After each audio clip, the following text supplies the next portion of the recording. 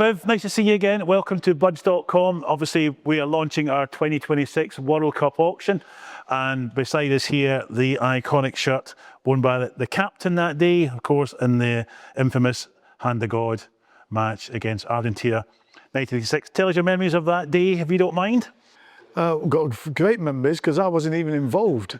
There was a squad of, say, 20 odd players, and the surplus went into a box behind the stand. So if you looked at the pitch to the left, so it was furthest away from the Hand of God. But it was a great experience. I would never swap it, you know. Just there's a lot of good players there. I was injured when I first went, so that's one of the reasons I think I wasn't involved. But yeah, I've got fond memories of that game, I must admit. Yeah, and then obviously we've sold your collection just a few months ago, and obviously the first black player with that story before. So you obviously created your own bit of history as well back in the international game. Yeah, well, yes, a number of years ago it was, yes. So, yeah, I was very fortunate to become the first black player to play for England. And obviously Laurie Cunningham was the first under-21 international, and I ended up being the first full international. So I'm very honoured, very privileged. Yeah, indeed, absolutely. And, we were talking about, obviously, it was the World Cup sale. World Cup memories, should sort of give us some of your tidbits back in the day? It was very, very hot that day, I must admit. We were, as you said, I was at the far end, so we couldn't see what happened. So the first goal, and I thought the time was a perfectly good goal. It's only subsequently when you look at the reaction of Peter Shilton, Terry Fenwick, they all ran to the goalkeeper. So we thought, from where we were, that something had definitely gone off. We didn't realise to what extent till we got in the dressing rooms after the game. Yeah. VAR back in those days, a whole different thing. Yeah, could have done with that, didn't you? And there was no question about the second goal, kind of special. No. It was absolutely, because as I said, I was behind his goal and I seen it start and turned, and he turns Peter Beardsley. And didn't mention that in the interview. He bypassed that one. He did it. Well, I bring it up every time I see him. But yeah, he goes past two, and then he goes past Terry Fenwick, who was on a yellow card, so he couldn't really bring him down.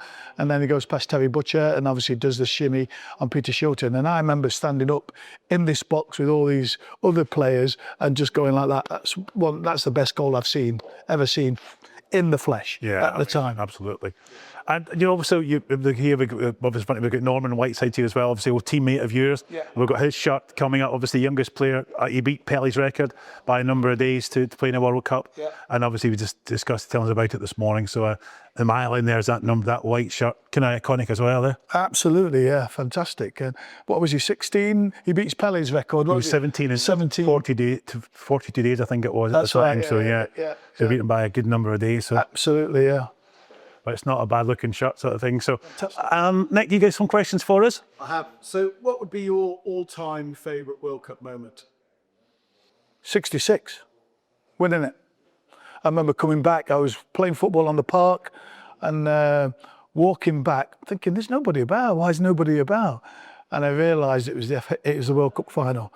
And then going back and catching, I missed the first 10 minutes or something like that. So that was iconic to me. And just over your right shoulder's Alan Ball's shirt there, the red one from that particular day. So yeah. Involved in the sale. Now, what a fantastic player he was. I remember playing for Forest against Southampton, and he was playing for Southampton, and you just could never get anywhere near him. He's the best one-touch player I've ever seen. He was that good. If you could describe the World Cup in one word, what would that be? One word. Fantastic. It's an iconic thing. To say you'd won the World Cup is just the best thing you could ever do as a footballer, in my view. Yeah, I think we all just, even. It's like the Wimbledon, you know what I mean? Yeah, it's the pinnacle, as you say. It is the pinnacle of any sportsman's. You know, you can win the Champions League, which I'm very fortunate to do, but to win the World Cup and the World Cup medal, and we haven't done it since '66, so even more so. Is there one player that stands out for you then in the World Cup? Him, Maradona, that game. I mean. He won that World Cup in '86 on his own. I know it's hard to say that really, but he had other players, but he was just absolutely unplayable. I remember the Belgium game. He scored in that game. He beat about 3 players. I mean, he was just sensational. we're talking to Peter, and obviously the Maradona shirt's behind you on the board. He was rooming with Stevie Hodge. He was telling us, and obviously after the game, he showed Peter the shirt, the blue number 10. He didn't want to know about it. He didn't want to know about it. He was obviously just been holiday at the World Cup sort of thing. So We didn't know he'd got it. I didn't know he'd got it till on the way back to the hotel, or maybe that night. So we didn't know he'd got it off him at the time.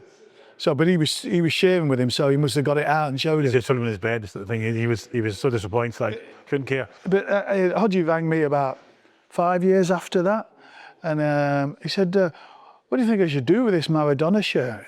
I said, "Where have you got it?" He said, "It's in a vault in a bank." I said, "You've got to get it out of the bank to disintegrate in a vault, no air to it, anything else." And then I think he put it in one of the museums or whatever, and then he went on from there.